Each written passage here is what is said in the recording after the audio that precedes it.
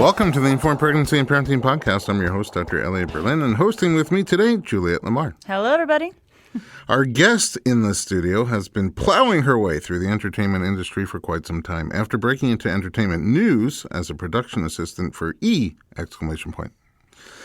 News Live, she went on to help launch one of the first live digital streaming platforms. She's cast 15 reality TV series, including those models from Deal or No Deal.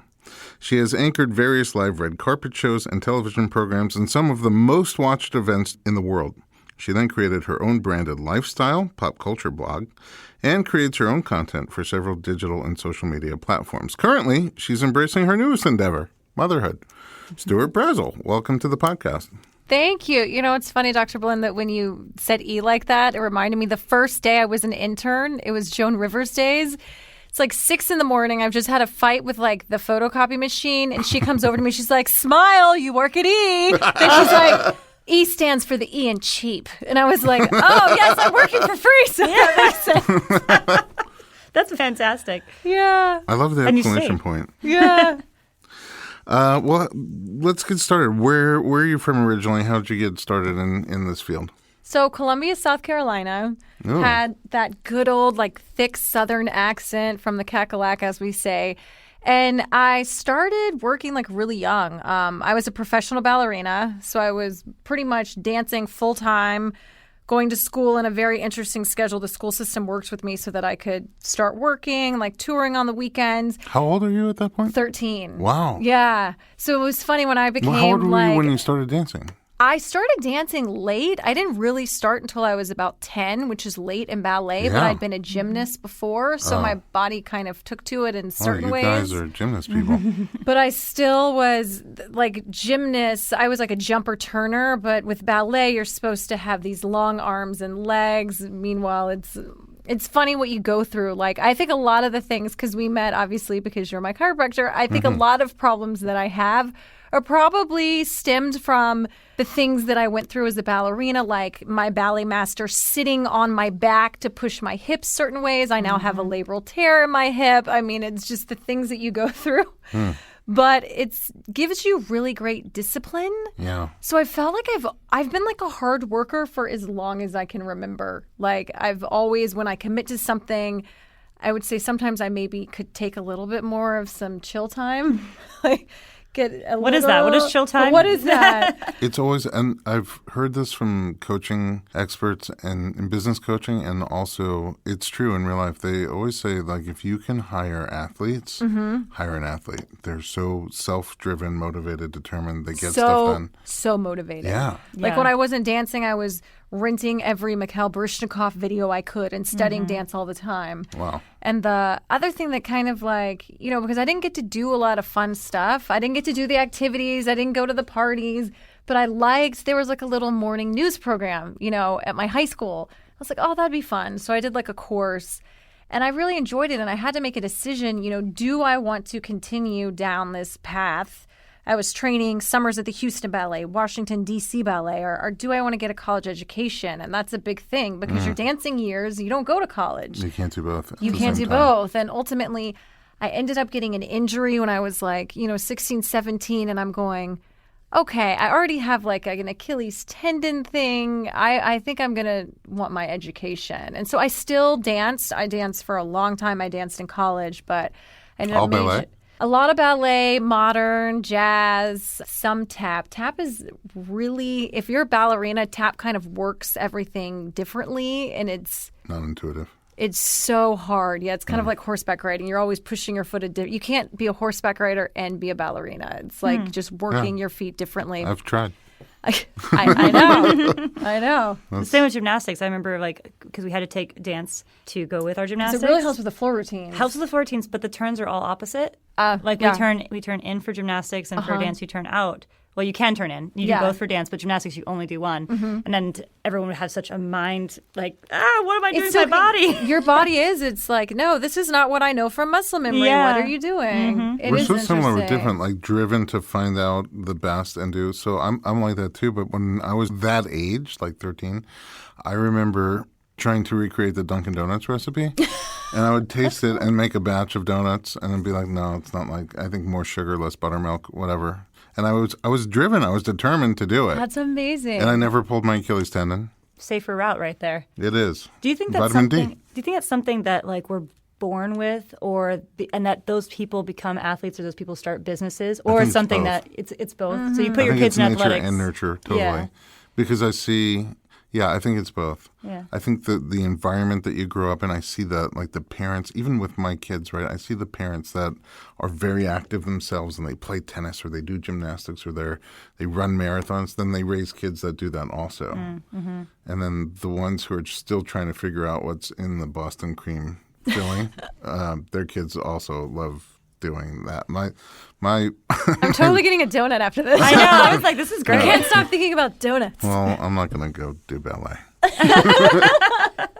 So you went to college? Yeah, so then I ended up going to, I'm from the South. I got to be honest with you guys. People from the South don't really leave. Like, they don't leave the state. I'm from Columbia, so the big move would be like to Charleston. And my mom is she's an amazing woman. She really encouraged me to go, oh, well, what about, going up to New York? And we loved our New York City trips together. So I looked at NYU, I looked at a couple schools, and at that point I was like, okay, I'm interested in broadcast journalism. I love dance, I love theater. And my guidance counselor kind of searched for what school would have all of these things. And I ended up going to Ithaca College in upstate New York. Oh, wow. Which was amazing and also freezing. Chilly. I know. I'd Very never cold. seen snow like that in my life. Like I remember I had ballet Monday, Wednesday, Friday at like 8 in the morning. Oh. And, if I washed my hair just walking, I would try to dry it as much. But look, we're in college. Like, you're running out the door. Oh, my gosh. Like, it would hurt to breathe. Oh. So because of that, it encouraged me to do 18 credit semesters. I did an internship out in LA. And I'm like, what is this? Flip-flops every day. No jackets required. I was like, this is amazing. And so I was interning at E. And I got offered a job. So my second semester of like my senior year, I could have had like one class left, could have just gone to keg parties, done nothing. I'm like, no, I'm going to start working. Wow. And so I finished up school. I ended up having some courses at Cal State Fullerton and started working. I went there. Yeah. So, and then Go Titans.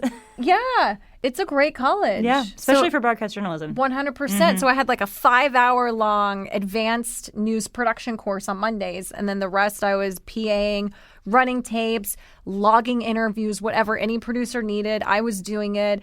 And I love that. Have you guys seen that movie, Broadcast News? No. So it's like the best movie. Holly Hunter kind of really put her on the map. But there's like a scene where Joan Cusack is kind of playing like the news assistant, and she's like running and she falls, and you're like trying to make the tape go to air. I would really do that. Like one time I ran out of my flip-flops and a tape made air with like 1 second. Wow. And they kind of had, there was like this element to it that like live performing, right? Like ballet, there's just something about working, and then you're out in front of a live audience and just the energy of people, and something could go terribly wrong. And it could be great. And I've just always found that just addictive, right? Like the energy. Live is the best. Anything could happen and you can't take it back. You can't change it. So live news kind of gave me the best of those worlds, like getting to, like you all have to put something on, Those are the best like YouTube recap videos of anchors and people out in the field. Oh my gosh, I know, because you make terrible mistakes. And there have been times where, in news, you can have a very long teleprompter read. And sometimes the reads are so long, I've zoned out and I'm like, reading. But I was still talking. And in my mind, I'm like, what am I doing? Oh my God, I'm at work. I was reading the whole time. I didn't mess up, but I just was completely disconnected. Like, you've done that probably when you're driving, right? And you're like, how did I end up? Get here? Yeah. Yeah. So I did that with parenting. Where's this 14-year-old come from? You're like, what happened? Yeah. But yeah, and then I've been in LA. I kind of worked my way up through the ranks at E and was just kind of that person where if something happened, if a reporter was late or whatever, I would just say, I'll do it. And I think that that's how you get things done, is just be willing to do whatever, the stuff that you don't want to do, because all the things behind the camera, if your goal is to be on camera, you need to know everything that goes on behind. Too many people just want to be on camera. In a lot of ways, it's kind of good because now they can all just start YouTube channels and they don't really have to pretend to want to do other things and just be on camera. They just be on camera. Yeah. But at the same time, it's like, I totally agree with you, as someone who likes being on camera, but also I really want to know what you're doing, what I'm doing, how everything's working. And, Yeah. if I want to produce my own thing, I can. And it just is empowering to be able to know. You're not just like, what's happening? Oh, okay, I'll say my words now. Like, well, and I don't want to sound like a hater, but there are a lot of people that come to LA and they're beautiful people and they take a weekend course to read a teleprompter. I'm like, I majored in journalism. You just learned how to read a teleprompter. And in LA, that's what you get, a lot of that. And, I know. I always wonder if my degree matters on my resume. I'm like, why is this even on here? It is frustrating, right? Yeah. Well, then I laugh because when I went to college, there was no, Facebook just started. There was no social media journalism, which is now huge. You're a major. Yeah. Yeah. Everyone's a journalist.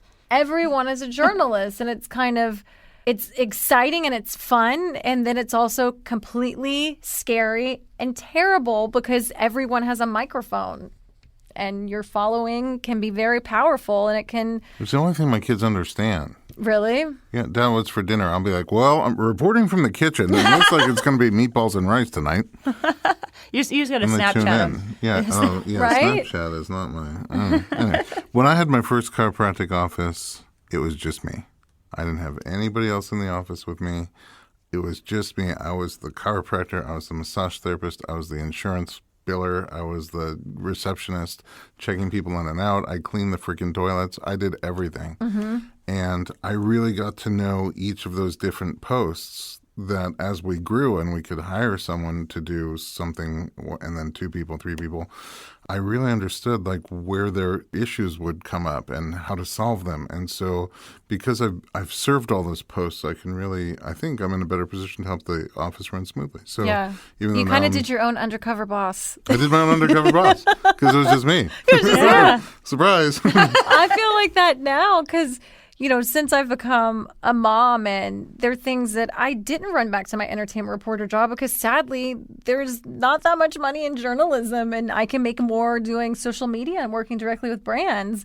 So I was like, okay, do I want to run all over town to pay a nanny to break even or what do I want to raise my child and, get to be there and get to work with great brands? And I'd been doing everything and then now I know how to do it, but I can't raise my child and do all of the photos, all of the editing, all of the videos, all of this. And so I've been slowly hiring and it's kind of been where I'm like my own network in a sense, and it's like I need support. I need staff because you burn out. You're your own production company. Everything. And reproduction company. Exactly. All at the same time. Exactly.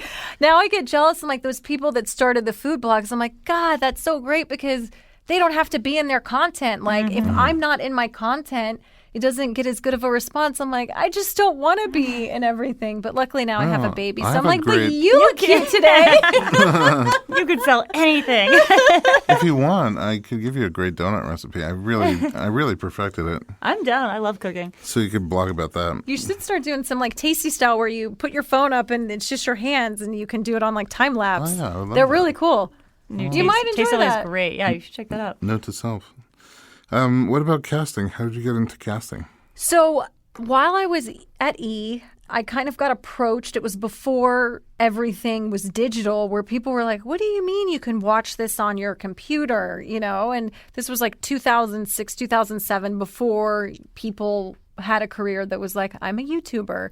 So it was kind of like an MTV, but for the internet.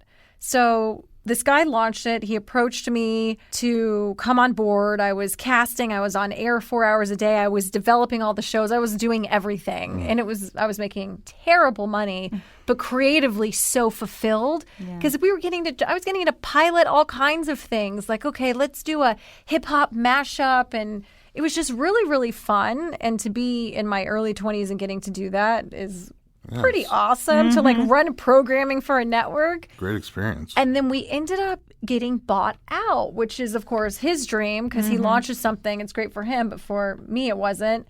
And it was one of those where I'm like, I'd gotten a little promotion. And so I got like a new apartment and I'm like, yeah, move it up. And then it's like, we're unemployed. I was like, oh, snap. Moving down. And someone that I had like a good old case of, I think people in Hollywood over network and pretend to network when they just are Drinking That's coffee? a whole nother, that's like a whole nother story. But this was one of those things where I'd actually met someone who worked in reality TV casting. And he was just like this really funny gay guy. And just his sense of humor was so great. And he was just like, you're fabulous. I'm going to cast you on something. And I was like, it depends on what it is. Like, I'm not for everything. And so we kept in touch. And he had I'd kind of put something out on Facebook like, hey, looking for a job. And he saw it and he was like, hey, I work at this reality TV casting agency. You would be great. It's a lot of what you do, especially because I love interviewing people. And he was like, you're just not on camera. If you think about it, you're talking to real people. You're getting to know them.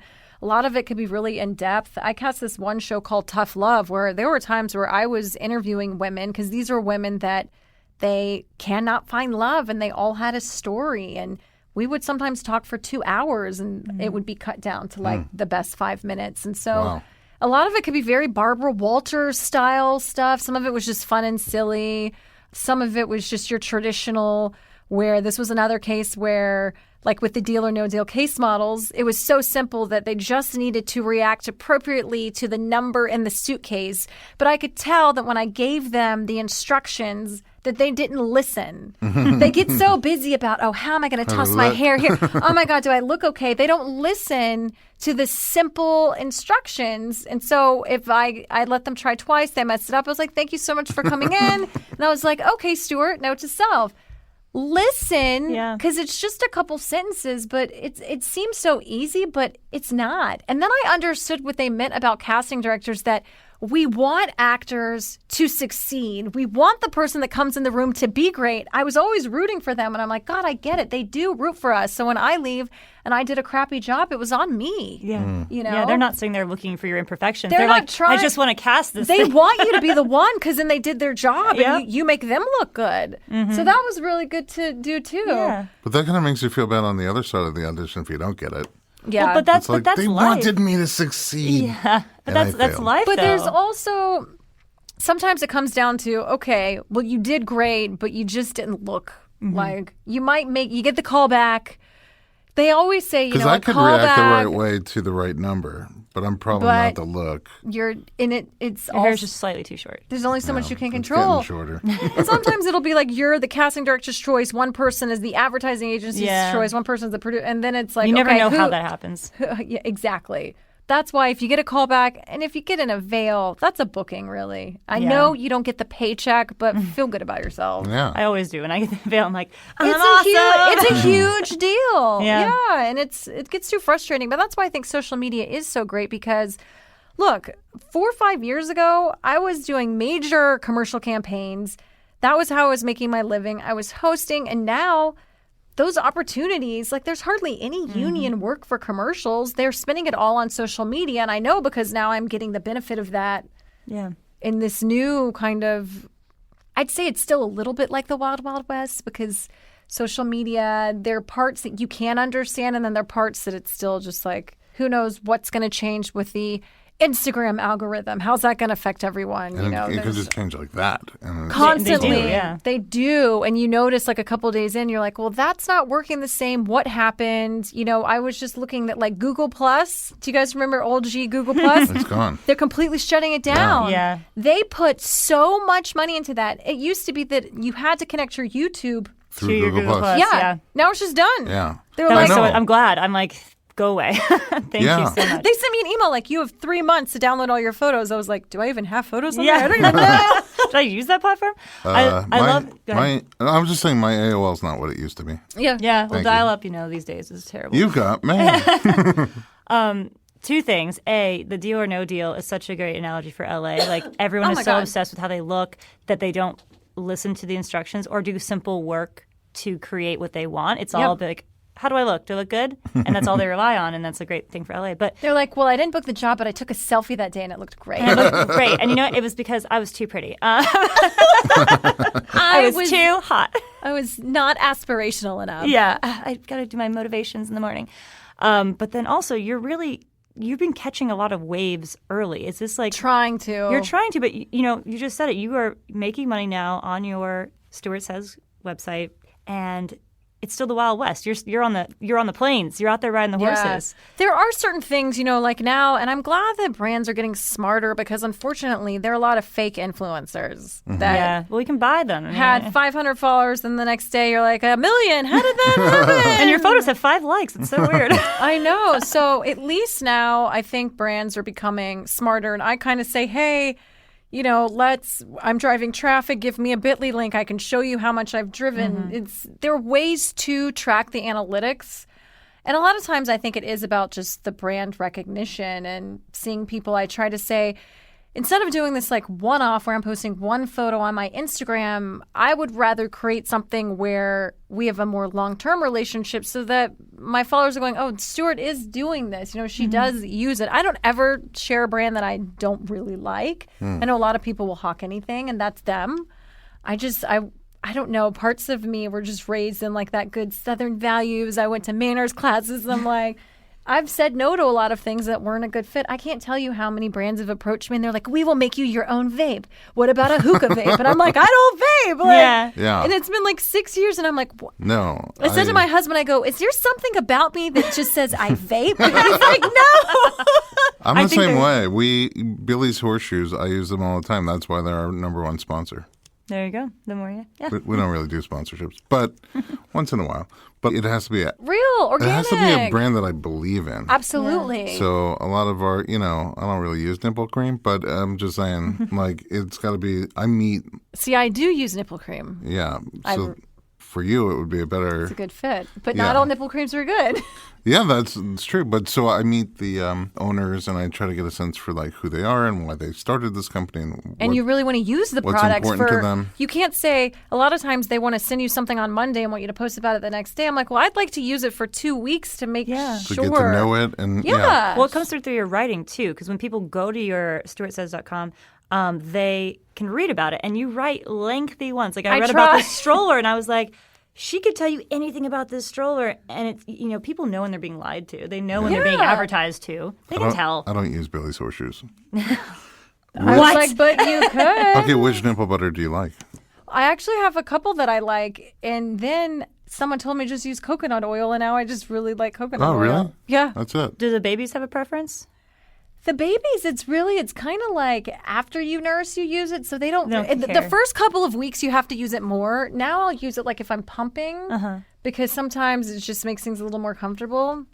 Babies they're just like, give me the milk. Sure how we got on this topic. But babies are. But I'm learning. Give them the milk. I like it. But yeah, it's about making, you have to control your brand deals in the sense you don't want to just be like this walking, talking, Instagramming, Snapchatting billboard. Your people are going to be disinterested if it's just like, oh, she's making money. Oh, she's making money. So that's what's like really make it about your life. Mm-hmm. So Stuart says, when did you start it?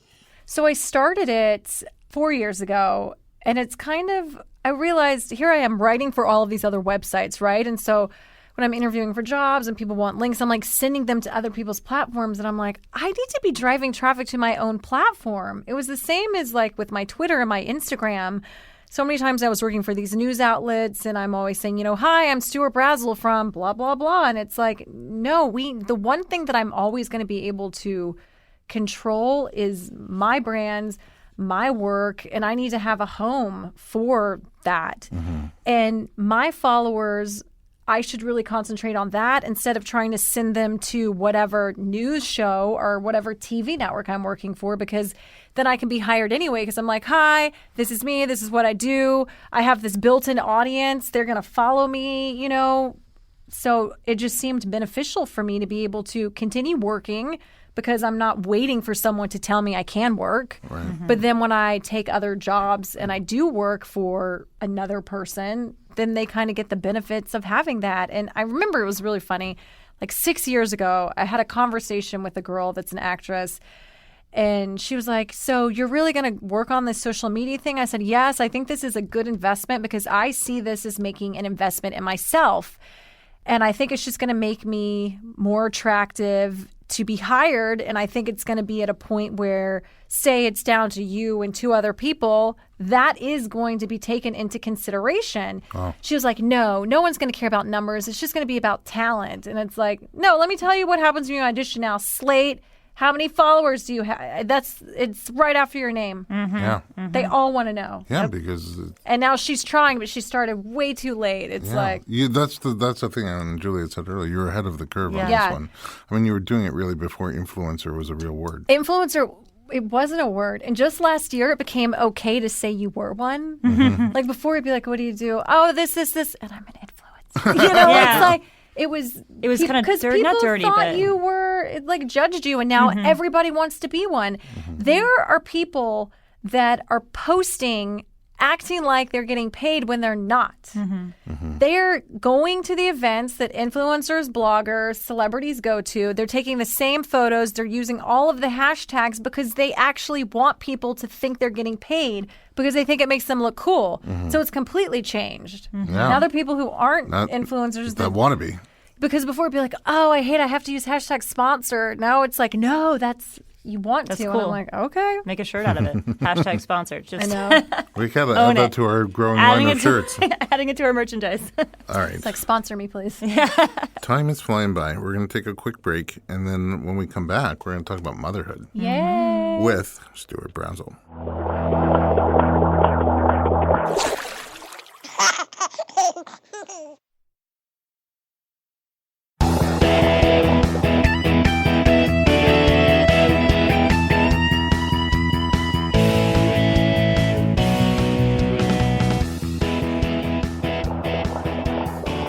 Welcome back to the Informed Pregnancy Podcast. We're talking to Stuart Brazell. Let's talk about motherhood. Woohoo. So how old is your little one now? He's 6.5 months. Whoa, so it's all still fresh and new. It is, but I kind of feel like well, you know, it's funny. It's like the minute you're like, oh, I got this, I'm like, my husband and I were talking, we realized we haven't been on a date since. And I'm like, oh, we don't have this as good as we thought. Just when you think you've got it, you're like, Yeah, oh, I wait, was- that one little thing, my I was relationship. like, so my goal right now is I have a text out to like 3 people that I've worked with for babysitting, like when I have to leave and stuff. And so we're going to try to do a Valentine's, not on actual Valentine's, but the night before. Ooh. So we're going to do a adults only dinner. It Wow. should be a big deal instead of like you eat and we're like shoveling food, the other one has the baby. But yeah, it's new and it's great. But the minute I feel like I get one thing down, the next thing comes, and you're like, no, it's just going to be like this for the rest of our lives. My wife is a therapist, and she tells people postpartum. I frequently hear her tell people date moments. Don't aim for date night right away. Yep. Because that's a big thing to chew. Go for date moment. Have a date hour. Have Yeah. a date, 30 minutes. It's more realistic. It's more realistic, and then it doesn't feel, you get to stay bonded through those moments until you get more into a rhythm and you more have time, and then eventually you get date night, date weekend, and then It could almost be more passionate too. Like, baby's asleep. We have 1 hour to go do it or go get coffee or there's like that passion of like, it's now or never, babe. Yeah. I feel like that That could be really live. fun. Carpe diem. Yeah. Except what's the Or we Latin could sleep. version of We could not just day of minute? Seize the minutes. Carpe She's- petite. she's the 3.5 minutes. Yes. So, what motherhood? Were you ready? Did you say now's the time? It was funny. I was the least excited mom in the sense that I knew I wanted to be a mom, but it was really funny. Like, my general doctor, I went in and I was like, my husband and I are going to start trying to have a baby. And he's like, how old are you? I was like, I'm 36. He was like, good luck. Oh, really? At 36? He was like, why'd you wait so long? And I Oh, was wow. like, oh my gosh. How should I- judgmental. Yeah, well, he's kind of a Debbie Downer, and I've since left him actually because when I moved, I was like, I need I want my general doctor closer, and I have it now at the same building as like my baby. But I was like, what a Debbie Downer. He's like, and you're on birth control? You've been on birth control? Because I was saying I'm getting off. He was asking what was going on. He's like, it's going to take you at least a year to get your hormones back. This could be a long time.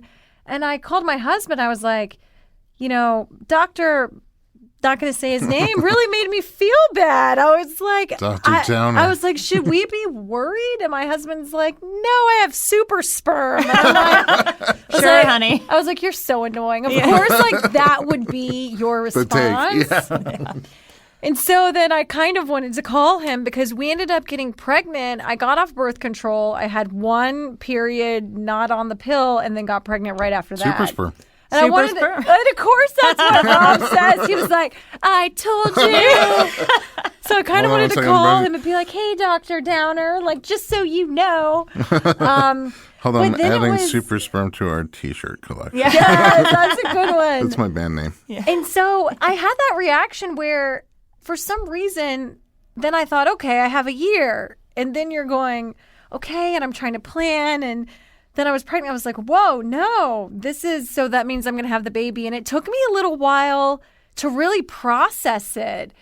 And I had none of my friends had babies. Most of my friends are single. I mean, it's LA, right? Yeah. Everyone is married. You're so young. They're career women. And so I had one or two friends that had babies, but they weren't really close, like all my tight-knit friends. But you're such a sharp, perceptive, you pick up things so quickly. But pregnancy took a minute for you. It just took a minute for me to go, oh, I'm really pregnant. I remember my mom was like, you are? Like, yes. You videotaped your call to your mother. She's like, oh my God. She's like, how do you feel? And so my pregnancy was one of those things that I wasn't like, I have to get pregnant. And then it was this whole thing. And I was like desperate to get pregnant. So in a weird way, I kind of felt like it made me more chill. Because I was like, okay, this is happening. And I hadn't read all the books. I hadn't done all of this research. And I wasn't figuring out when I was like, I had a little app on my phone and I put in my last period and it kind of alerted me. And my husband was in France and he came home and I was like, my phone says I'm ovulating. And he was like, all right. So I had ended up like buying all the ovulation tests and never needing them because like they arrived in Amazon like too late. Yeah. Like it was funny. Wait, how did you find out you were pregnant? So it was November and I was just kind of going, I feel like I should have got my period. And then I hadn't, and I was like, okay, if I don't get it tomorrow. And then I took a pregnancy test, and it kind of was this weird, like it said no, but it like faintly had a little action on the other thing, and I went, no. And then I go, no? Oh. So it's like, okay. Of course, I go to good old-fashioned Google, and it says wait a couple days. So I waited a couple days, and then I took it again, and then there was no denying it. It was super positive. It was super positive. Because it's weird. Sometimes as women, right, we spend our whole lives trying not to get pregnant. Right? It's everything, safe sex, birth control, and then all of a sudden you're going, wait, I want to get pregnant? So it was just... It's a reversal. It's a whole lifelong. Yeah. And then it just was kind of, I'm going, oh, what is that? Oh, this is this. It was just kind of really experiencing something with completely fresh eyes and just, I try not to overthink it.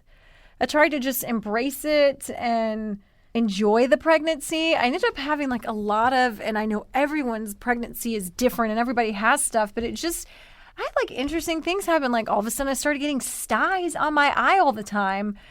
I got one. So apparently it just, my pregnancy, the hormones made me produce a lot of oil in my eyes. And so I was getting these styes that were so bad that they were turning into cysts. Oh. And so I was having to get them cut open and drained, but they wouldn't give me the anesthetics. Yep. And they didn't want to do the steroid shot like what they usually do. So they were like, well, we're going to cut it open. This is going to hurt. We're going to drain it. But because we can't give you what we want to give you, it could come back. And guess what? It just kept coming back. So it was just things that I'm going, people have it way worse, but that was really terrible. Yeah, that doesn't and you didn't even know it was really, really terrible. And that's just like one example of just like different health problems kept coming up. And it's just going, okay, there's something. It's like it's a a baby is a parasite. It's taking things and it's changing things. And I think it would be interesting if we have another child to experience pregnancy now knowing what I know, because he just seems like such an active baby, like so active, moving all the time. And I'm like, maybe he wasn't moving all that much. Maybe I just wasn't used to having a little person inside of me. Or maybe he was. Like maybe he was very active. I don't know. But also, like you say, you didn't have friends going through it at the same time. So yeah. It's like you're walking through the cornfield before anybody else. Absolutely. And there's a lot of interesting Facebook groups, and you can kind of, you see people chime in. I'm in one now where it's so hilarious that there are these groups and this girl's like, my water broke, my contractions are starting. Should I go to the hospital? I'm like, you're taking the time to put this, go to the hospital. Like. But I also like because I get tagged in these groups sometimes. If someone has back pain or something like that, they tag me, and then I look at some of the other posts in there, and there'll be answers to a post just like that. My water broke. I'm having it, and they'll be all over the map. All over the map. It'll be like, go to the hospital right now. Don't delay, or your baby's gonna die. But they say stuff like that, and other people are like, no, wait till it gets close to 511. But it's like, where did all these medical experts come from? Well, that's the thing. Call your doctor. Call whoever it is that you're working with. Yeah, like, don't go on Facebook. Working.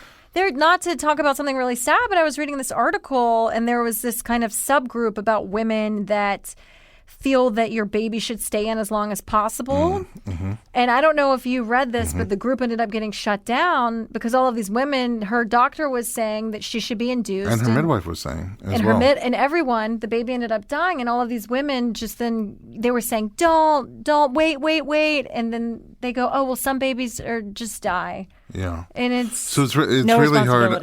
Those articles are really hard for me to read. In general, they're just so sad when a baby goes. And the problem is they sometimes online they get really politicized. And so it's really hard to know what really happened. Of course. With the family. And so I hate to get judgmental on the family or the people that were around them. But you do see that in the groups all the time. People who are just like, don't know this person, don't know their circumstances. They're just online people, and they're like, you do this. And where does that come from? You see, I know. It's scary. And even if they've had an experience, it's like now the assumption is everybody else is going to have that same experience. Mm-hmm. It's almost like, should I drive to work or should I walk? Don't drive. I got into a car accident and I almost died. Yeah. So nobody should ever drive. And these are people you're never going to meet in real life. And who knows who's actually writing this? It could be anyone. People could just be making stuff up. Creepy Uncle Al. That's the thing is you don't know what goes on online. So it's like with all social media. There's really great stuff and there's really not so great stuff. Yeah, it's a scary little place sometimes. You have to realize they're people. Like, right. People take it because they're in a vulnerable situation and then they're asking for help. And it's like, then they just take whatever's given to them. You have to remember, these people are not medical experts. No. I also see people put rashes up there and just everything. What's God, the photos, I know. Don't you have the one thing I really like that I did online was like the hypnobirthing meditations, which I think really helped, which I really like. Oh, sometimes you I laugh. Meditator? I used to be a lot more. Now I'm like a hot 30-second meditation. I'm like, yes. Hey, date moments. Right? But so, and some of it I kind of laugh because there was one that like they want you to do it in the tub and it was so great. But then it'd be like, your vagina is opening like a flower. And then I would just laugh. There was like, your baby's this. It's like this beautiful visualization. And then I'm like, and it's okay if I laugh.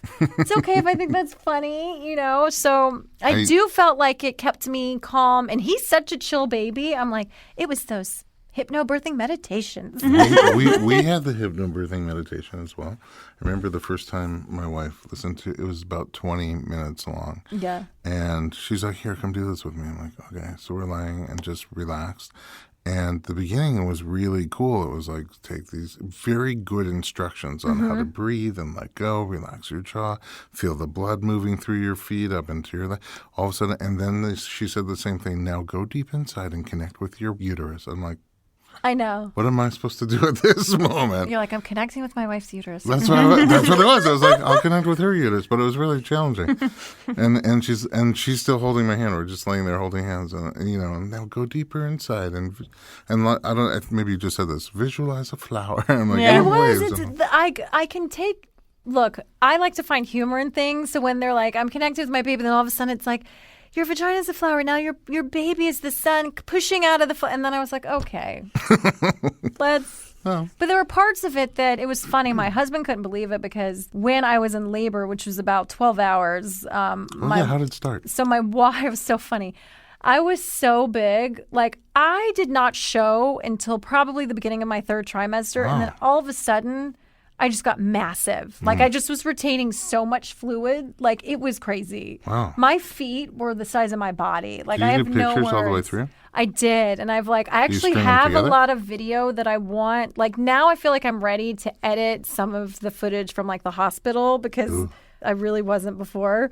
But his due date, and I was like, he's going to be, because all the people that I had been talking to, their first babies were like, your first baby's going to be late. I was like, he can't be late. He's already measuring so big. I was like, I'm so miserable. This baby needs to come on time. So that weekend, I made like a video about doing everything you can to naturally induce. So I ate the salad. I got an induction massage, and 3 a.m, just 3 hours past his due date, my water broke. And I felt like this sharp pain in my spine. And usually he kicks me if I rolled on my right. So I was like, okay, I'm going to roll over. But then it was something different. I'm like, oh, something's happening. I put my foot down and I took the class at Cedars where they're like, it's very rare for your water to break. It's not like in the movies. It's not like Katherine Heigl and Knocked Up. I put my feet down and gushed. And I was really? like, oh my God. I was like, honey. He's like, did your water break? Then I went and sat down on the toilet. The whole mucus plug fell out. Oh, wow. They were like, you might get a little bit of mucus, but the whole thing fell out into my hand. Oh. My husband, instead, I'm like, look. I'm like, call doctor, call my OBGYN. Instead, he just starts taking pictures. He's like, I gotta take this photo. He's texting my mom, and he's like, look, Robin, Stuart's whole mucus plug is in her hand. I was like, oh my God. Super mucus. Yeah, super plug. So then I was like, okay, I gotta get in the shower. We gotta get to the hospital. And it was I was like, I just hope this doesn't happen at 3 a.m. where then I'm not gonna get to eat, and I didn't sleep, and it was, Did you ever do that? I didn't. Oh, but no, my do doctor, Dr. Badaria, is amazing. She just has the best energy. And I know a lot of women who, they were talking about how, they're with their nurses and then the doctor's on the golf course and he comes in at the last minute and catches the baby. Dr. Badaria was with me for hours and hours. People, yeah. She was there with me and she was just a lovely woman. And I'd enjoyed like our whole time together. And she's just like my husband. Did you picture the flower? What I did is I ended up, so because my water broke, it was one of those where like, okay, the baby has to come in 12 hours because there's a risk of infection. And that's how they like to do things at Cedars. So I got put on Pitocin. So those contractions just started like a minute out. And at first I was like, I'm just going to see how I feel. And then the anesthesiologist comes in and he was like, okay, are you going to get the epidural? Because you're going to miss the window. And then I have all of these women going, whatever it is, if you miss the epidural window. And I'm like, okay, let's do it. And I had it just really light so that I could still feel the pushing. But I got him all the way down in the first couple of pushes. My child's head is in the 98th percentile. Ooh. Oh, no. And he was just stuck there for hours. Oh. So I had spa music playing. I didn't scream. I was just deep breaths. It was like a very long meditation, the whole thing. I would only talk when I would ask my husband for ice, and because he was supposed to hold my leg and instead he was taking photos. When I told him not to take photos of the vagina, I said, keep it above. I don't want the flower pictures. And he was texting everyone. I was like, you need to hold my leg up here. And I was like, we talked about this. I was like, I need you present in this room. Next time, I think I would want, because he just got overstimulated. But he was so joyful, but he needed to just be taking the photos because he was going to do it no matter what. So trying to help me and take the photos did not work out.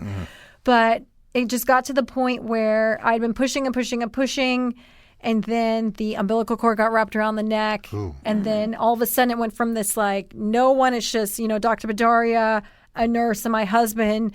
It felt like 100 people running in the room, right? And you're like, where's everyone coming from? And from pushing so hard, I felt like my head had like exploded. Like it just felt like it had popped off. It was so crazy. So then they're like, all right, we're sorry. We have to cut you. This baby's got to come out. So it turned into what I was hoping was going to be. Because, when you get him all the way down and she's like, I can see his hair. And I'm like, that was hours ago. I know. They do. They say it like it's, Yeah, you're like, making really good progress. No, she's like, do you want to touch his head? And I'm like, no, I want to touch the whole body. Right. And then 40 minutes later, you're doing so good. It's almost there. Like, but it's got this much to go. Yeah. Wow. What's happening? So then it was just one of those things where, of course, you want to hold the baby, and they put him down for like a second, but then they had to you take mean it. episiotomy. You don't Episiotomy, mean and then he had to be vacuumed out, which So isn't fun for him either. No, but at least he's not dusty. Yeah. So He there's was that. very clean. He was very clean with a nice little cone head. Yeah. You put a hat on. So it was one of those things that I was hoping to avoid. I'm blessed that it then didn't go through all of that to then have an emergency C-section, because Sure. I've talked to women that have labored and then had that happen.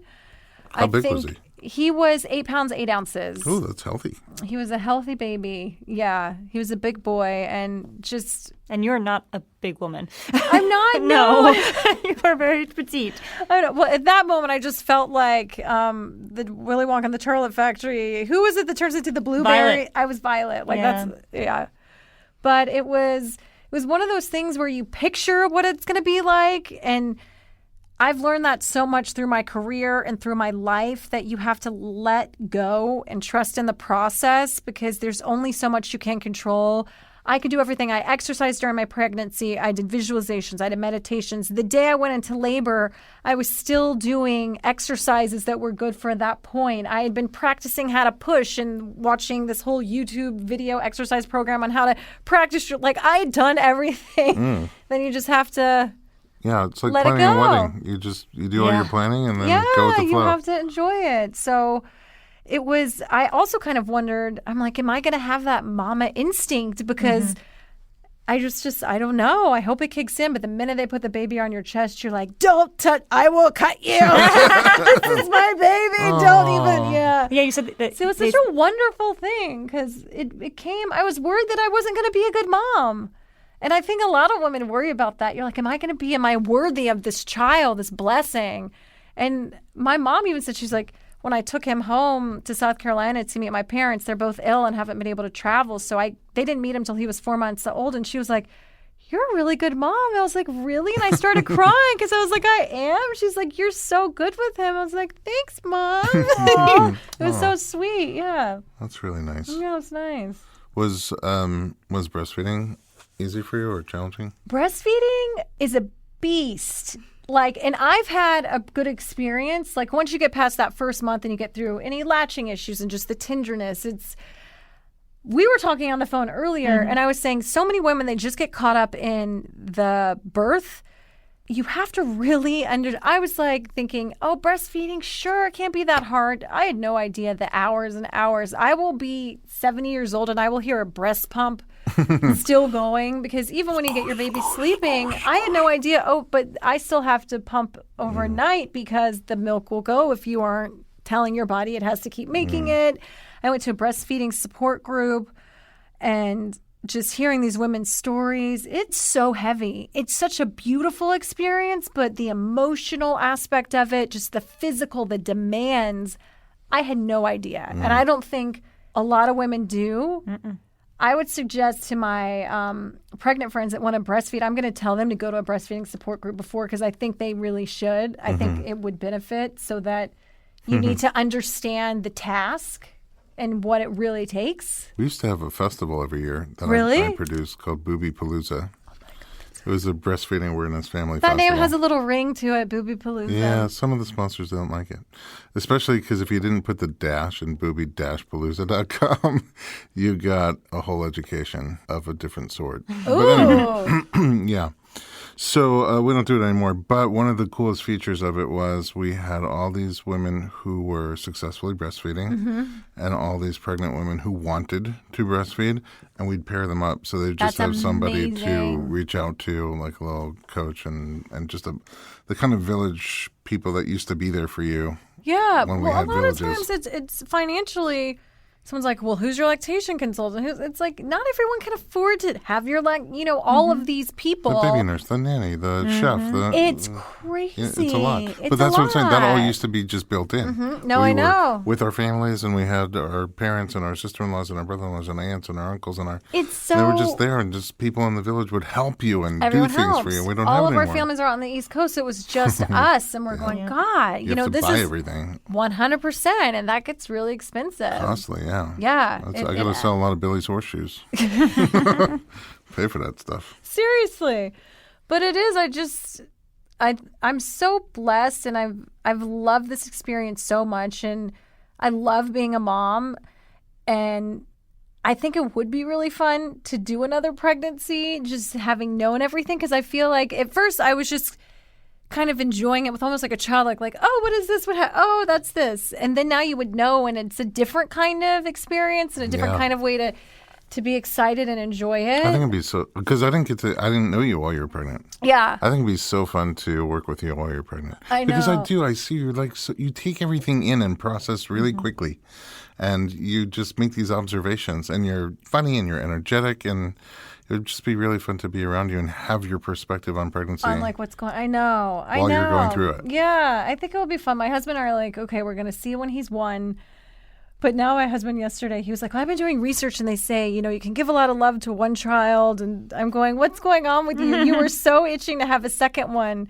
He's like, he's just so, our baby's Asher. He's like, but he's such a good baby. He's like, the second one, I just know it's going to be, the healthiest. Yeah. Because he's this smiley, happy baby. He sleeps. And I think right now my husband's obsessed because he just goes, dad, dad, dad, dad, dad. But I was trying to explain to him, I go, sweetie, he doesn't know that he's just playing with his voice. He speaks Russian. But you can have it. I know. But he's playing with his voice, and it's just like the cutest thing. It's adorable. It's the every cutest. stage. My oldest is 14, my youngest is 8 at this moment, and every stage has been so hard and so rewarding at the same time. So. And it's just such a great perspective shift, and especially a lot of people that live in Los Angeles, we're so driven, right? We're so career driven, and especially if you move here to work in the entertainment industry. And this is the first year where I haven't done the awards circuit as an entertainment reporter, and I realized I'm like, no one really cares anymore. Like what movie is Best Picture? That used to be what was so important to me. I remember that as a kid. Right? The parents would be into it. But it's not. People aren't into it like they used to be. And I'm going, it's not that big of a deal. It's at the end of the day, we're not saving lives. Hopefully we inspire, we educate, we entertain, but we're not saving lives. That's how I've always felt on a shoot when you have like an audio guy that like a microphone goes out and he has a breakdown and he's kicking things. And I'm like, look, no one's on the operating table. Like, it's okay. Yeah. So I think it's good because LA is a bubble and we get so into stuff, and it's good to just step away from something and realize it was like the SAG Awards were on and someone was like, did you see who won? I'm like, is that tonight? Before I'd be like, I have to be live on the red carpet in my gown, And it's just really nice. Things change. Yeah, they do. Well, and you changed with them just at the right time. Absolutely. Well, I learned a lot. Yay. I always do when I'm around you. So where do we find you online? StuartSays.com. StuartSays.com, and then very active on Instagram, which is my name, at Stuart Brazell, which is fun. DM me, slide into my DMs in a non-bad way, in a mom-friendly way. Next time will you come back? Absolutely. Okay, because next time we want to hear the story behind the name Stuart. Yes. Juliet, thanks for joining me again. Thank you so much. And soon it'll be hard to ever do these without you. Well, good. And at home, thanks for listening. If you have topic ideas, send them to us at info@informedpregnancy.com.